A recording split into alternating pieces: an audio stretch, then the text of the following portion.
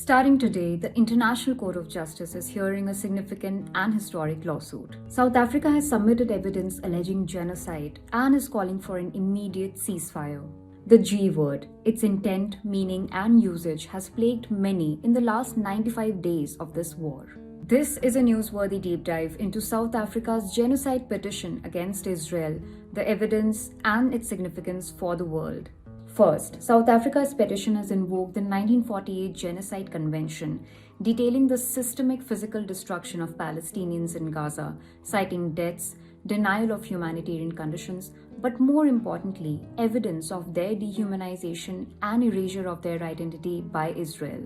Ironically, Israel will defend itself against arguments based on a convention that was drawn up in part to prevent the repetition of the Holocaust. The evidence in the 84-page document comes from reports and statements from UN bodies, NGOs, and eyewitness accounts in Gaza, of course, all in circumstances where access to Gaza remains tightly controlled and restricted for journalists, investigators, and fact-finding teams. South Africa refers to Israel's failure to prevent genocide and to prosecute the direct and public incitement to genocide. It details how top Israeli officials incited and gave repeated statements that expressed genocidal intent, as also how risks of further engaging in genocidal acts continue. In the 1948 Convention, genocide is defined as acts committed with intent to destroy, in whole or in part, a national, ethnical, racial, or religious group. Both South Africa and Israel are signatories to it, partly why this case at the International Court of Justice was possible in the first place.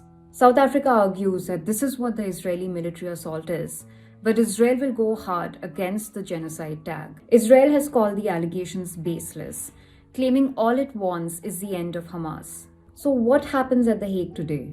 South Africa and Israel will make legal arguments for or against the ceasefire.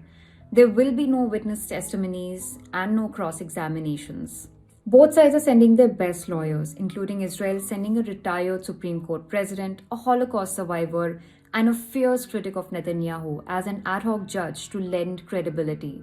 South Africa is only seeking provisional measures and not a definitive ruling, so the bar is lower. The decision by the International Court of Justice is final and without appeal, but while its orders are binding, it is not an enforcer. Even so, the case cannot be dismissed.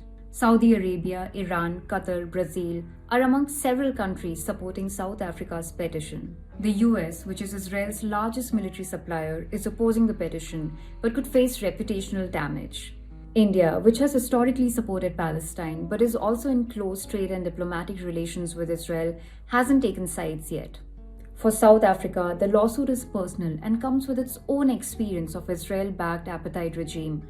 The ruling African National Congress, which ended the apartheid in 1994, has historically supported the Palestinian cause. We'll stop here, but the details of the hearing are on the Newsworthy grid, so keep a track of that.